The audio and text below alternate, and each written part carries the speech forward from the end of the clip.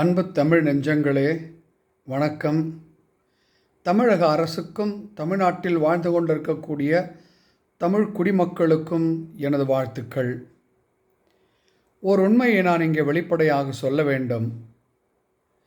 கர்நாடக மாநிலத்தில் இருக்கக்கூடிய அரசும் நிறுவனங்களும் அமைப்புகளும் வியாபார வர்த்தக அமைப்புகளும் எல்லாம் மாநிலத்தினுடைய மொழி வழியை பின்பற்றி எல்லா பலகைகளிலும், பெயர் பதாகைகளிலும், விளம்பர பதாகைகளிலும் கன்னடம் கட்டாயமாகவும் ஆங்கிலமும் இருக்கக்கூடிய நிலையை என்னால் பார்க்க முடிகிறது.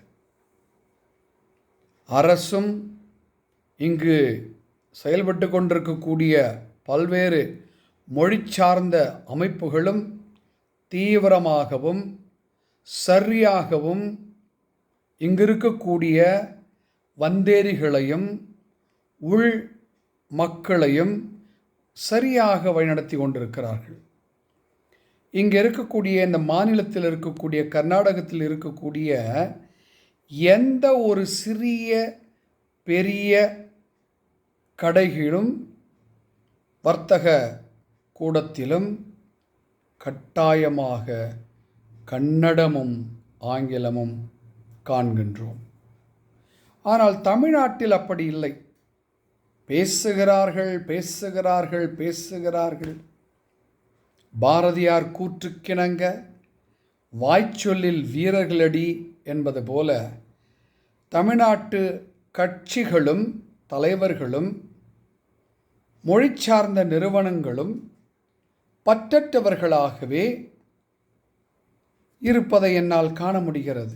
பேசுகிறார்கள், மொழியை பாதுகாக்க வேண்டும், தமிழை நாம் பாதுகாக்க வேண்டும், தமிழனுடைய பெருமையை பாதுகாக்க வேண்டும் என்றெல்லாம் வாய்க்கிழிய பேசுகிறார்கள்.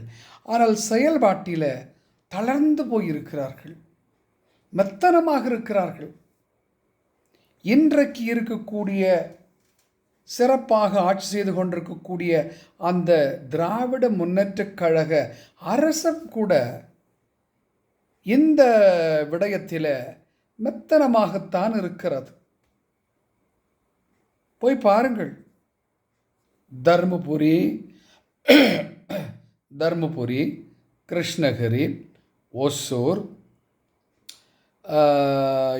திருவண்ணாமலை, வேலூர், இன்னும் எண்ணற்ற மாவட்டங்களில் இருக்கக்கூடிய வர்த்தக, கல்வி நிறுவன, மருத்துவ, தொழில் நிறுவன, வியாபார பலகைகளெல்லாம், பெயர் பலகைகளெல்லாம் பெருவாரியாக ஆங்கிலத்தில் இருப்பதை நீங்களே போய் பார்த்து கொள்ளுங்கள். நான் சாட்சி சொல்ல வேண்டிய அவசியமில்லை, நீங்களே போய் பார்த்து கொள்ளுங்கள். ஏன் இந்த மெத்தனம்? கர்நாடகத்தில் இருக்கக்கூடிய இந்த மொழி பற்று கூட தமிழ்நாட்டில் இல்லையே. சாதியிலும் கட்சியிலுமே பிரிந்து வாய்ச்சொல்லில் வீரரடி என்பதை போல வாயில் மட்டும் நீங்கள் வடை சுட்டு கொண்டிருக்கின்றீர்களே, இது சரியா? உங்களுக்கே இது சற்று நாணக்கூடிய விடயமாக தெரியவில்லையா? வெட்கப்படக்கூடிய விடயமாக தெரியவில்லையா?